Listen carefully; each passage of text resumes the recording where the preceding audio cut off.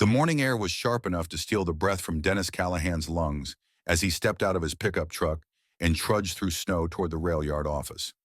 At 32, Dennis had spent nearly a decade as a locomotive engineer for Northern Frontier Railways, following three generations of Callahans who had traversed Montana's rugged wilderness before him. The railroads, threading through the remote landscapes of Montana, were part of his heritage, as much as his grandfather's pocket watch, tucked safely in his breast pocket on every journey. "Morning, Martha," Dennis called as he stepped into the warmth of the rail yard office, stamping snow from his boots.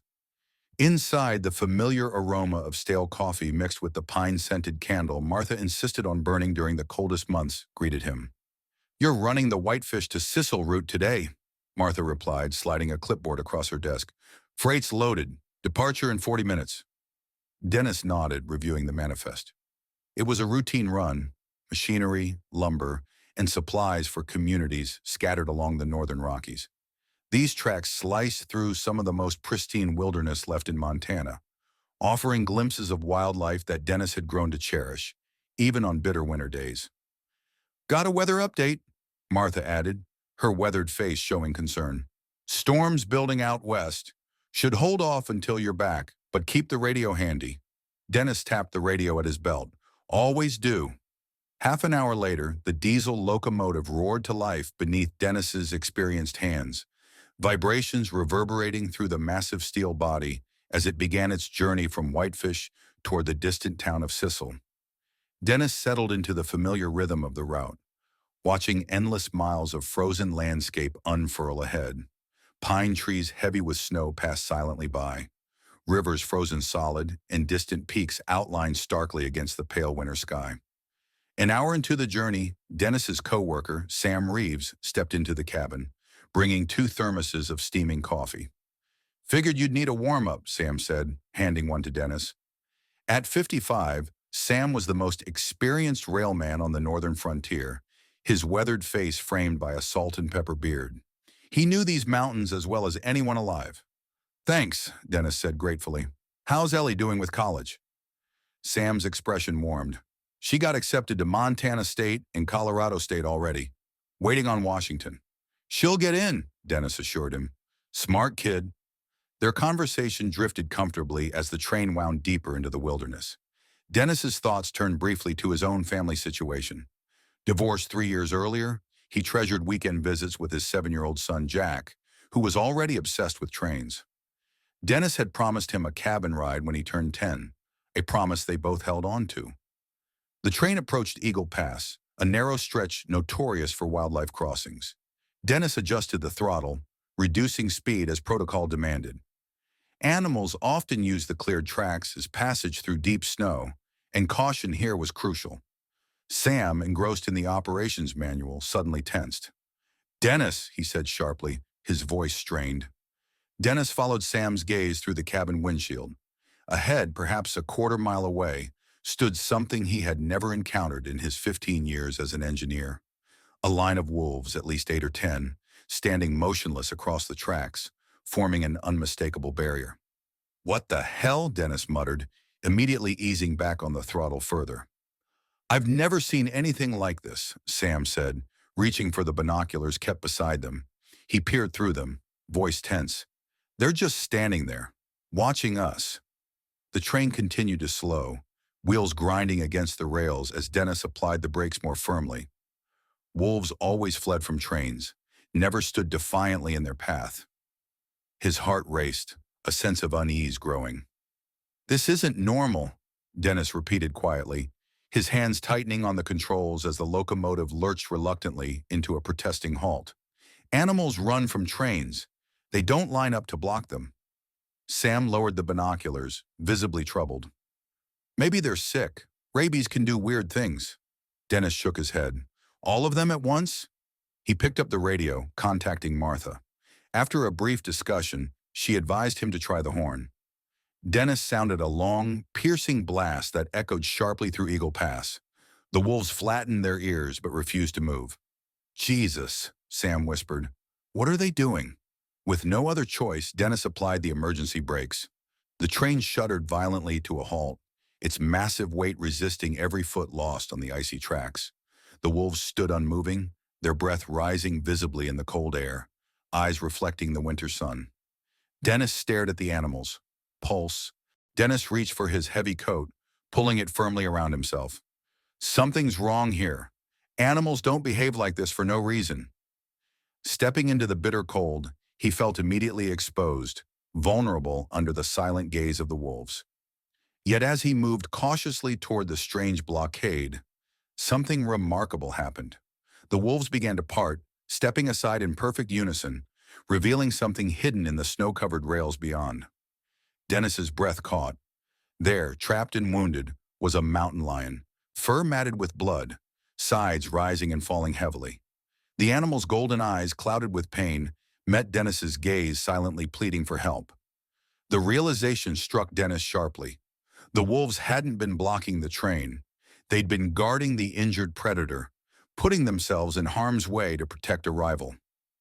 "Sam," Dennis called back softly, heart racing, "you need to come see this." The locomotive shuddered to a stop, the sound of the massive engine's brakes scraping against the frozen tracks echoing through the cold air. The silence that followed felt unnatural, stretched thin, as if the world itself had held its breath in anticipation. Dennis's eyes remained fixed on the pack of wolves ahead. They didn't move, not an inch. Their eyes, golden and unblinking, shimmered in the weak sunlight, reflecting something deeper than mere instinct, something almost deliberate. Each wolf stood perfectly still, as if waiting for something, as if they were part of a greater plan. The air grew heavier with tension. "What the hell is going on here?" Sam muttered under his breath, his fingers nervously tapping the side of his seat. Dennis didn't answer. He had no words for this, no explanation. In all his years on these tracks, he'd never seen anything like it. Wolves were clever, yes, but this was something else. He reached for the radio, the crackling static on the other end, snapping him from his trance. "Martha, we've got a situation up here. Wolves blocking the tracks," Dennis said, his voice low, careful. There was a pause on the other end before Martha's voice crackled back through the speaker. "Wolves? What do you mean blocking the tracks? Are you sure?" Dennis's hand gripped the radio tighter. "I've been working these routes a long time, Martha. I'm sure. I've never seen anything like it." Martha sighed. "All right, stay put. I'll get in touch with wildlife and let the local authorities know. You're in the middle of nowhere, Dennis. Keep your eyes peeled and stay in the cabin, just in case." Dennis nodded, though she couldn't see him. "Understood." As he sat back in his seat, Sam stood up slowly, reaching for the cabin door. "I'm going out. See if I can get a better look." "Sam, no," Dennis said sharply, grabbing his coworker's arm. "You don't know what they're doing. We're not going anywhere until we figure this out." Sam hesitated, then reluctantly dropped his hand from the door handle. "I don't like this. It's unnatural, you know." "They're not running, Dennis. They're just standing there like they've got a purpose." Dennis didn't disagree. There was something unsettling in the way the wolves moved, or rather didn't move. The cold pressed against the train, but it was nothing compared to the strange chill running up his spine. "Could be they've been pushed into this," Sam said, his tone darker now. "Maybe they're protecting something." Dennis felt a knot tighten in his gut. The pack wasn't just sitting idle. It was as if they were waiting for something, or someone. A sudden rustling sound broke through the silence, faint but distinct. Both men turned toward the sound. Just off the track, nearly obscured by a clump of snow-covered bushes, Dennis caught the flicker of movement, a shape large and unmistakable. A mountain lion, its tawny fur blending almost seamlessly with the snow around it, lay tangled in a mess of twisted wire. Its body twitched feebly, eyes clouded with pain as it struggled against the cruel trap that had ensnared it. Dennis's heart skipped a beat. "God, no," he whispered. It was clear now. The wolves weren't just blocking the train for no reason. They were protecting something, someone. Without thinking, Dennis threw the train into neutral and unbuckled himself, his instincts overriding his hesitation. "I'm going out there. You stay here, Sam. Get ready to move if we need to leave in a hurry. Sam opened his mouth to protest, but then closed it, his face grim. You're crazy, but you're not wrong. Dennis grabbed his coat and headed for the door, stepping carefully into the biting cold. The snow crunched beneath his boots as he made his way toward the injured mountain lion, his breath forming a cloud of steam with every exhale. As he approached, the wolves' eyes followed him, unwavering. The creatures were still, but their gazes were intense, locked on him, their breath pluming in the frigid air. There were no growls, no signs of aggression, just a calm, silent watchfulness that felt almost intelligent, as though they were assessing him. Dennis swallowed hard and knelt beside the mountain lion. The animal's breathing was shallow, its body trembling from the cold and the pain of the trap. Blood stained the white snow beneath it, and its eyes locked onto Dennis with a desperate, pleading look. The wolves had not come to attack the train. They had come for this, perhaps for the lion, or perhaps for something else. Something Dennis couldn't quite understand. Easy there, Dennis murmured, reaching slowly toward the mountain lion's leg, careful not to make any sudden movements. The trap was a cruel metal snare, tightly wrapped around the lion's hind leg. He could see the deep gashes it had caused, too deep to be healed by simple means. As he carefully examined the trap, a sharp cold wind cut through the air, and Dennis felt his skin prickle with unease. The wolves were still watching him, their golden eyes unblinking.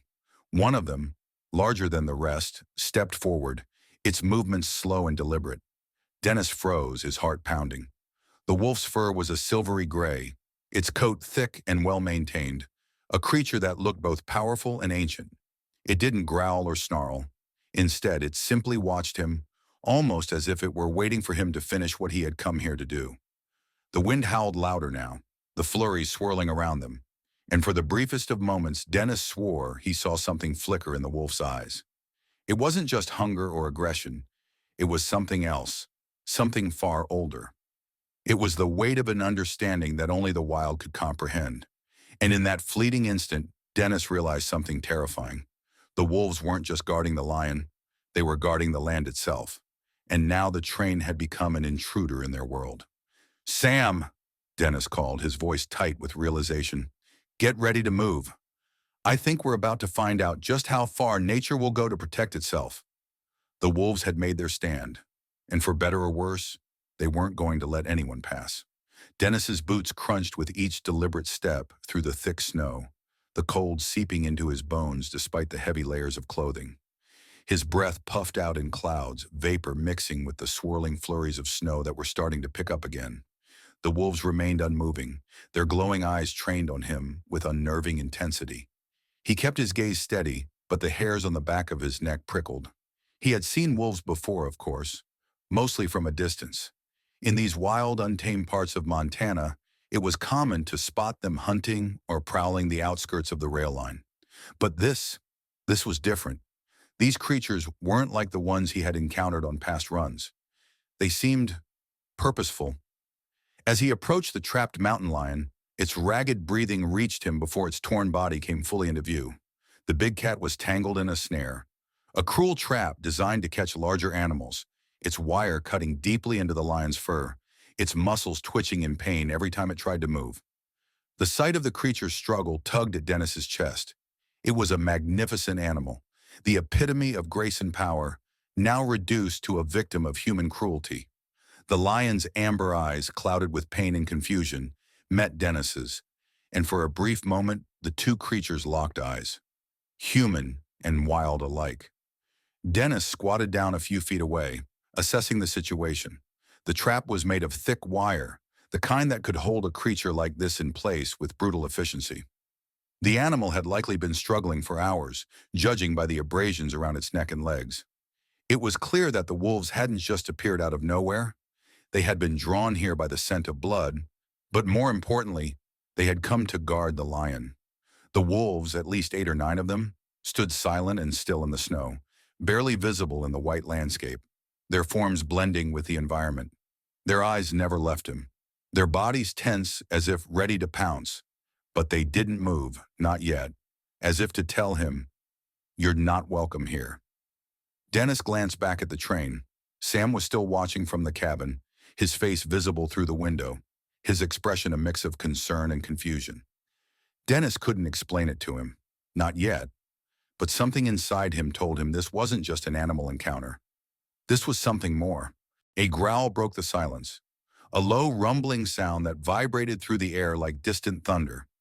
It came from the largest wolf, its fur thick and dark as the night sky, standing at the head of the pack. The sound wasn't a warning, but rather a challenge, a clear message that Dennis was intruding on something sacred. For a moment, Dennis hesitated, his fingers itching to pull the knife from his belt to cut the trap. He knew he had no choice. If he didn't free the mountain lion, it would die here, and he couldn't let that happen. But freeing it meant getting close to the wolves, and that was something that didn't sit well with him. The growl grew louder, more insistent, and the other wolves shifted, their muscles coiling in unison. Dennis felt the tension tighten in the air around him. He wasn't sure how long he could keep up this calm act. One wrong move, one wrong step, and he could become prey too. But then something shifted in the air. The big wolf's growl softened, just slightly, and the pack began to pull back.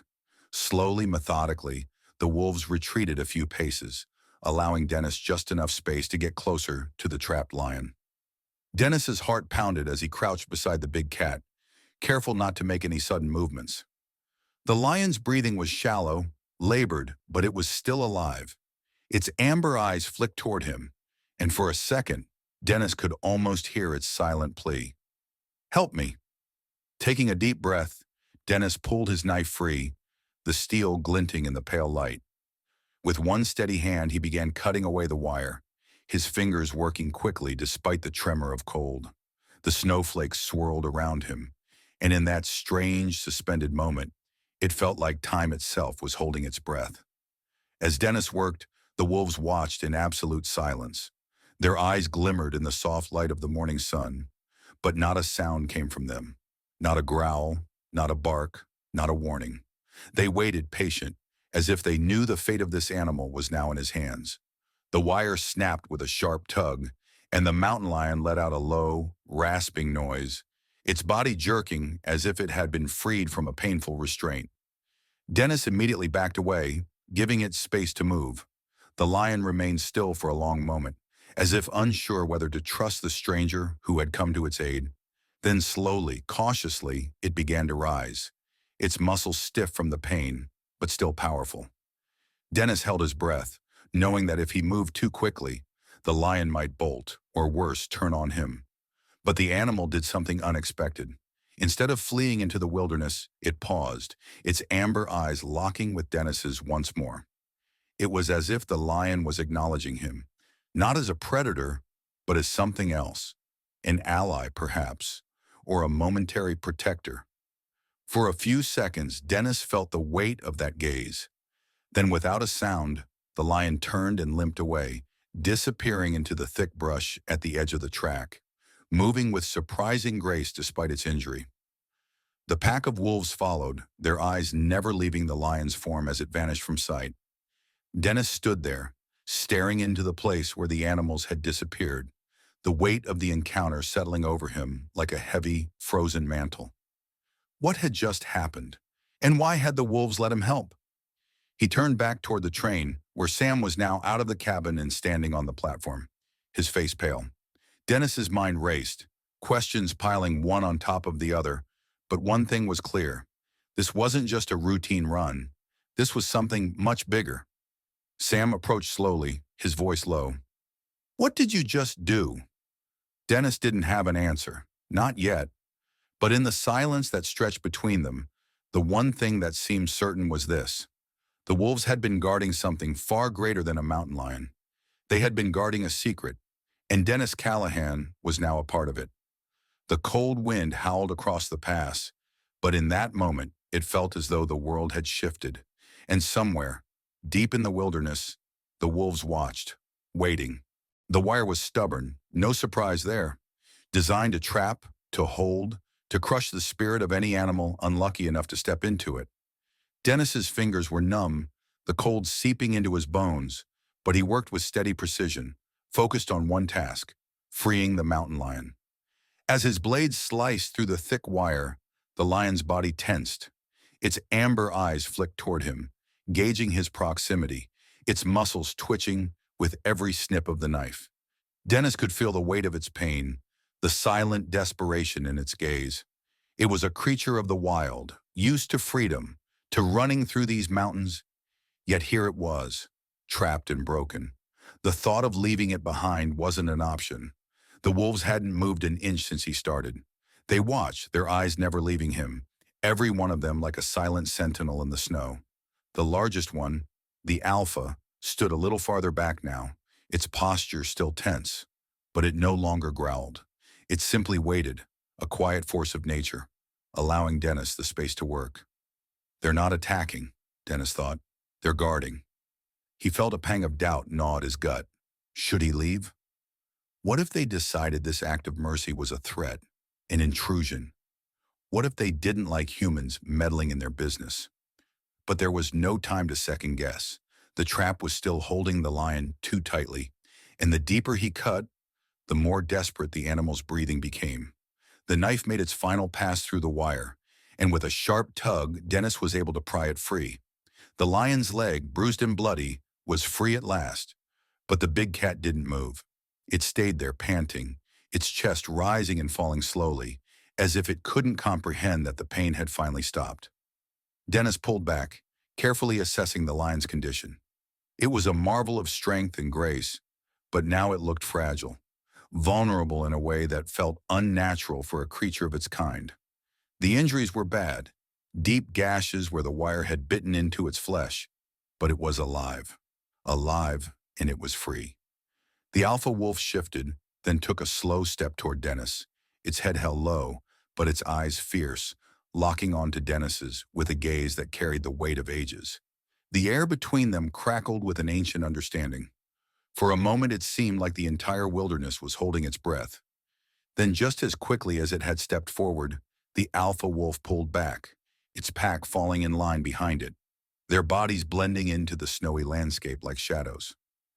Dennis stood up slowly, his breath coming in heavy clouds. His heart pounded in his chest, both from the close encounter and from the sheer magnitude of what he had just witnessed. The wolves, guardians of the wild, had not attacked. They had allowed him to help, allowed him to save the lion, and now they were letting him go. The mountain lion stirred, lifting its head just slightly, as if it were testing the air. The weight of its gaze seemed to follow Dennis as he took a step back. The wolves' eyes remained on him, unwavering, like they were making sure he didn't do anything else. After a long moment, the lion, still unsteady, rose to its feet.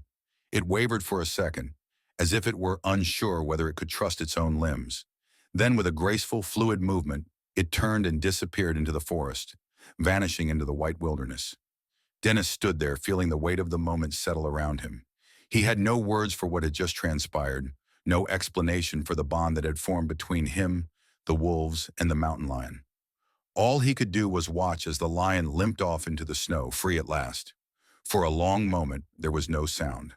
The wolves were gone, the lion had vanished, and the world felt like it had returned to its natural state, silent, peaceful, but filled with the weight of untold stories.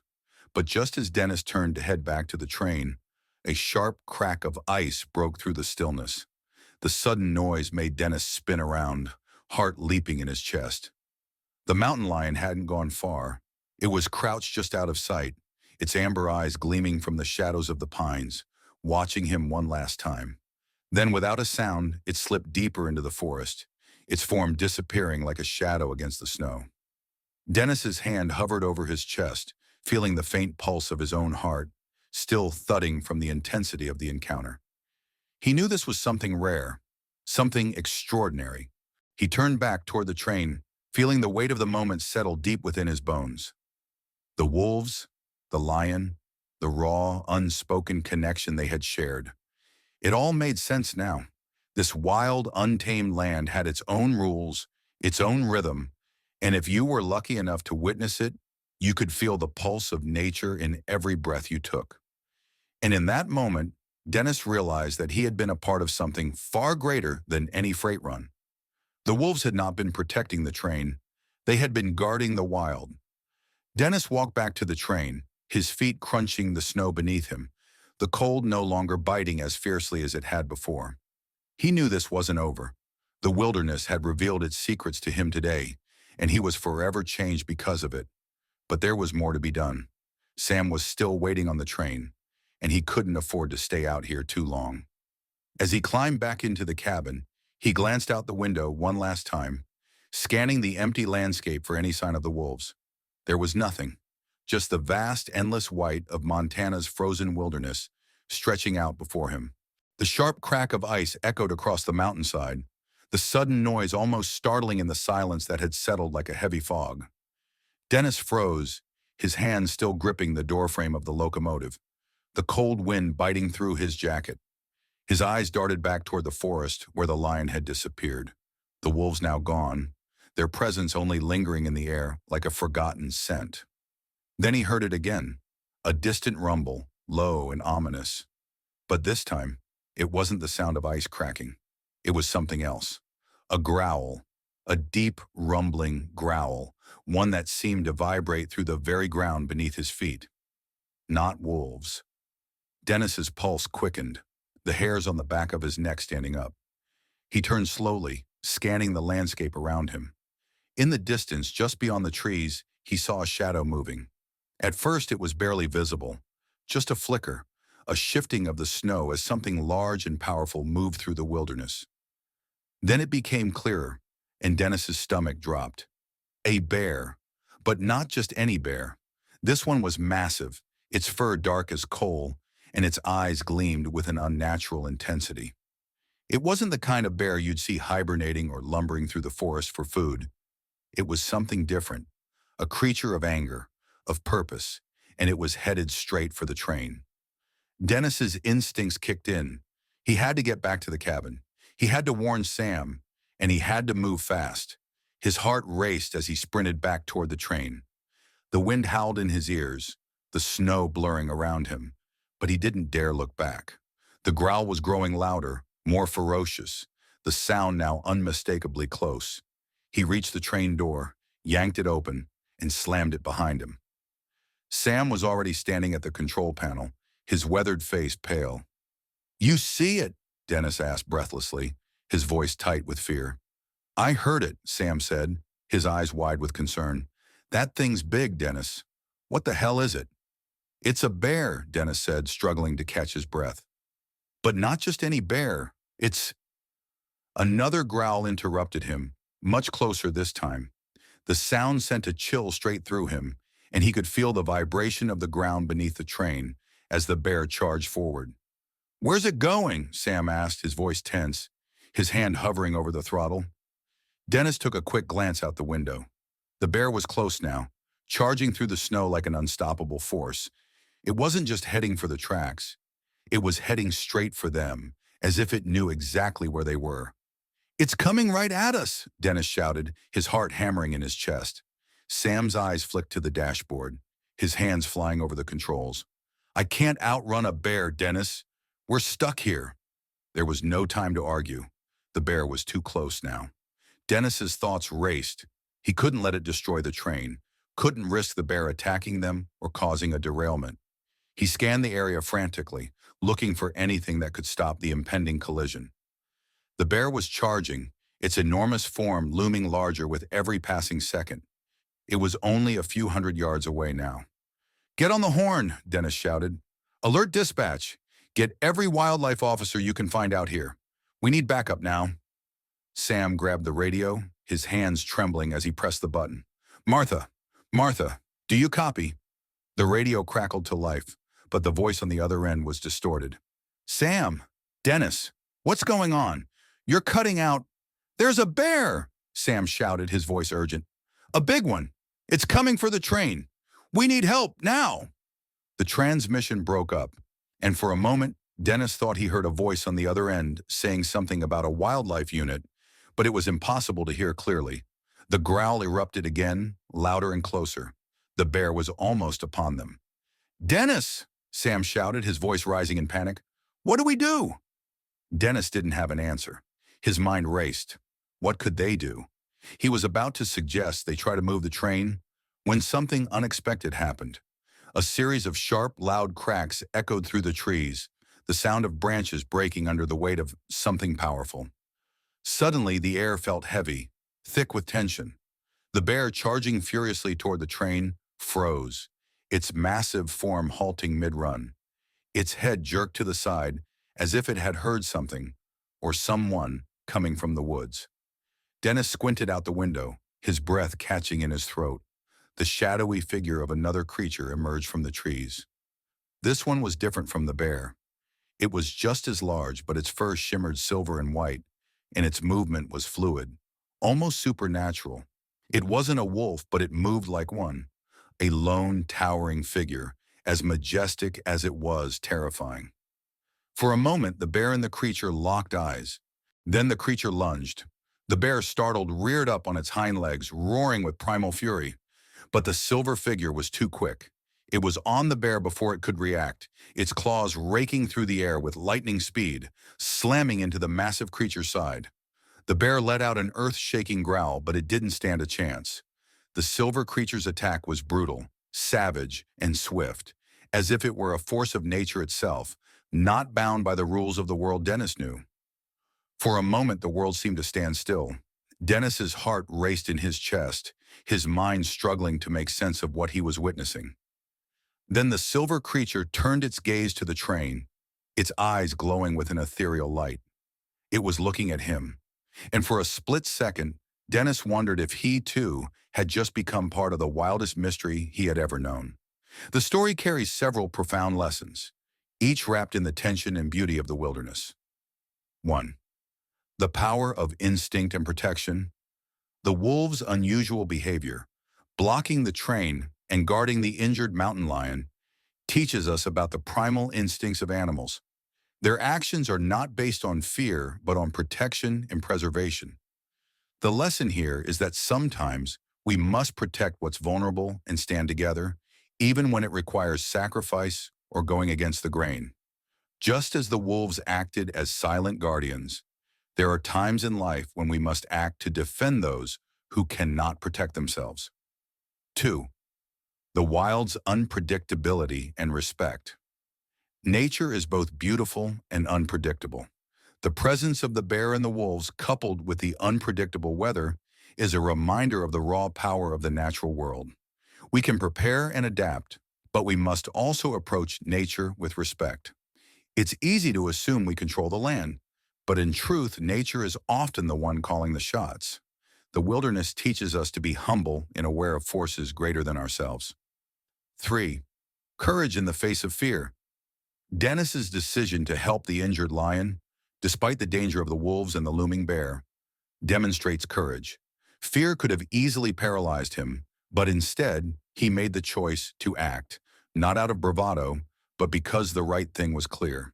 It's a reminder that sometimes courage isn't the absence of fear, but the ability to act in spite of it. 4. Compassion's role in wild encounters. The lion's freedom, the wolf's guardianship, and the bear's threat all converge around the idea of compassion toward others and even toward animals. Compassion doesn't always come with immediate rewards, and sometimes it puts us in harm's way, but it's what makes us human. Whether we're helping someone in need or, in this case, an animal, compassion can bridge the gap between us and the wild, creating moments of deep connection even in the most unexpected of places. 5. The unseen connections between all things. The way the wolves and the mountain lion interact, and how their fates are intertwined with Dennis's actions, shows the interconnectedness of all living things. Each creature, whether human or animal, plays a role in the greater cycle of life. Just as the wolves protected the lion and Dennis aided the lion, so too are we all part of a larger ecosystem of help, care, and influence.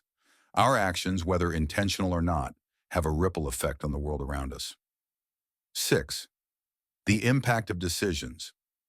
Dennis's choice to help the mountain lion may seem small in the grand scheme, but it's an example of how even small decisions, like taking a step towards something that feels risky or uncertain, can change the course of events.